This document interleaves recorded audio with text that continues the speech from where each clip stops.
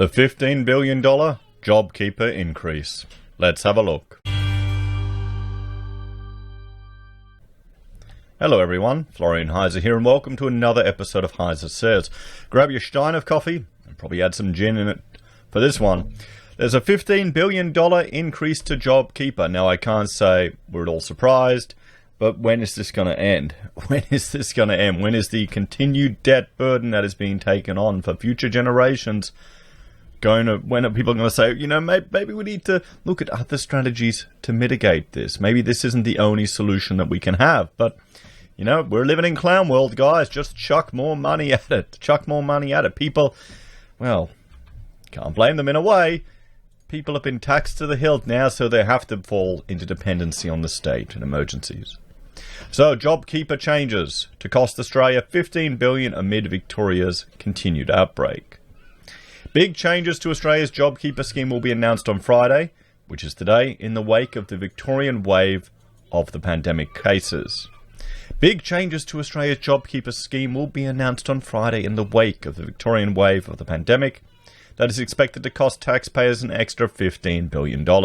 Now I know the MMT proponents, they don't care. Just print more money. You'll just tax it back from us then. I mean, here's the thing. You've got to remember, everyone, taxation is forced labor, one way or another.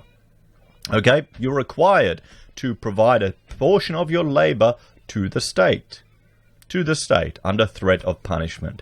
So if we create a system where you just give out money willy-nilly and then you force people to give it back through taxation, is that ethical?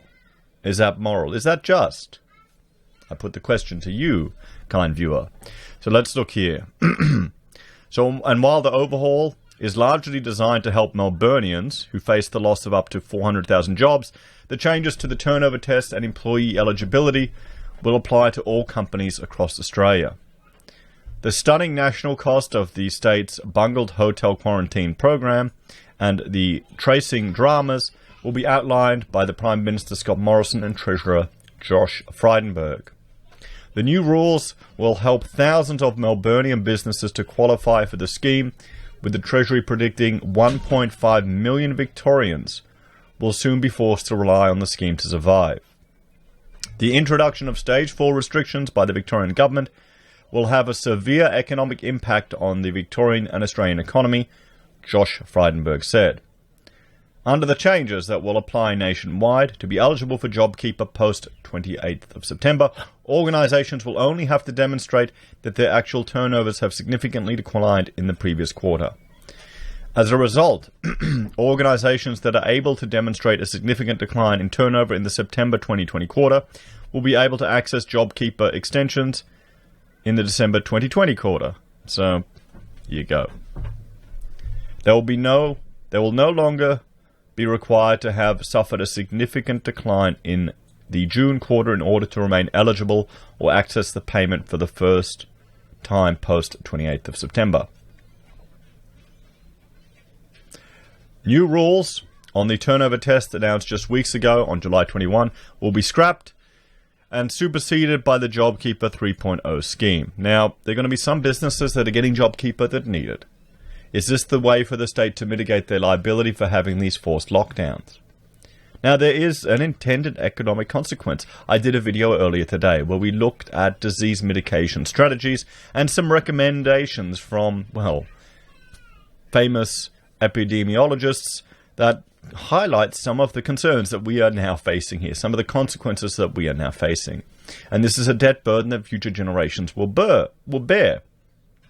There's not really much discussion about it. No, there doesn't seem to be any popular criticism of just the interventions. Everyone's just blindly accepting it and blindly accepting the money just being thrown around. Because, who doesn't want free money? Who doesn't want free money? Everyone does. However, the reduction in the $1,500 a fortnight wage subsidy to $1,200 from October will remain in force as previously announced.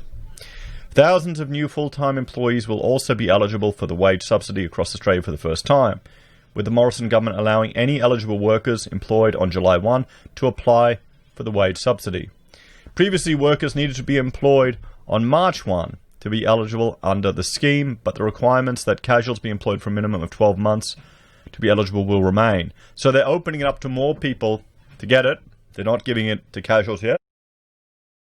I mean, we heard the insane stories where people were getting a pay rise for being on Jobkeeper.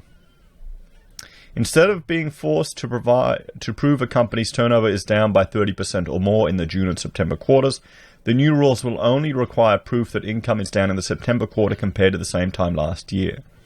Previously, companies have been told they need to demonstrate a fall in turnover in the June, September, and December quarters to qualify for Jobkeeper from the 4th of January. The turnover test changes will also allow thousands more businesses to qualify for Jobkeeper for the first time or keep the payments for longer than expected. Those changes will cost taxpayers an extra $11 billion, while the number of new businesses in Victoria that will be forced under the scheme in Melbourne will cost an extra $4 billion.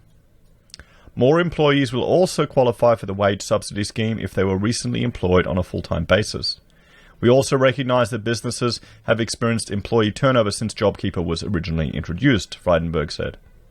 To allow more employees to access the payment, we will now allow employees who were on the books from July 1 to access Jobkeeper. I mean, is this just all a method designed to reduce the unemployment rate, everyone? To reduce the burden on our social services? What do you think? Treasury advice is that as a result of changes to Jobkeeper, a further 530,000 Victorians are expected to get the wage subsidies in the September quarter. This means Jobkeeper will soon support the jobs of 1.5 million Victorians, and in the March quarter, 60% of all workers on the wage subsidy will be from Melbourne. Wow. The Prime Minister confirmed this week that Victoria's pandemic mess will cost the economy $12 billion in reduced GDP. The cost of Jobkeeper changes to the federal budget, however, will be $15 billion. So, do you think Andrews will get back in, everyone? Do you think Andrews will get back in? Maybe those security companies should be held liable. Or are we just seeing the fact that these mitigation strategies that are implemented are not working, like was raised in the past, that was predicted? Think about it. The economic impact is happening now. It's certain. It's locked in. We can't step away from that. So, do we have the sunk cost fallacy? Our leaders, they're susceptible to the sunk cost fallacy. We've made these hard commitments. We have to go harder. People will lap it up. The masses will lap it up. You're seeing people are praising Andrews for his authoritarian rule over there. The Victorian virus crisis will be the major subject of discussion at Friday's meeting of the National Cabinet and will also consider the aged care crisis engulfing the state with multiple outbreaks at nursing homes. Prime Minister Scott Morrison said the Victorian wave of the pandemic was a burden that will be shared by all Australians. We're doing whatever it takes to save lives and save livelihoods, he said. Australia is facing a situation that is constantly changing. Our response is to get the right support to those Australian families, workers and businesses that need us as these circumstances change. This means more support for workers and more businesses for longer as we battle this latest Victorian wave. So there we have it, everyone. Jobkeeper extended again. Is this ever going to come to an end? How much debt are we going to bear? Will we in a year's time be looking at, $2 trillion of government debt and thinking, that $15 billion extra, that wasn't that much? As always, please let me know your thoughts and opinions. Please, are you in Victoria? How is it going down there? Are you experiencing these lockdowns? We've seen small business after small business open, close. I can't imagine things are going to return to normal. Is there still any hope that we'll get that magical V-shaped recovery, that the economy will bounce back? We'll have to see. As always, let me know your thoughts and opinions in the comments below. Please like, share, and subscribe to the channel. If you're a fan and want to support the content I created, there are a few ways you can. You can join the channel on YouTube or Patreon. You can support us using our affiliate links at Amazon, eBay, Independent Reserve, or Kucoin. You can buy merch from HeiseSays, use Gold Pass from the Perth Mint, or support us via PayPal. Take care, everyone, and I'll see you in the next episode.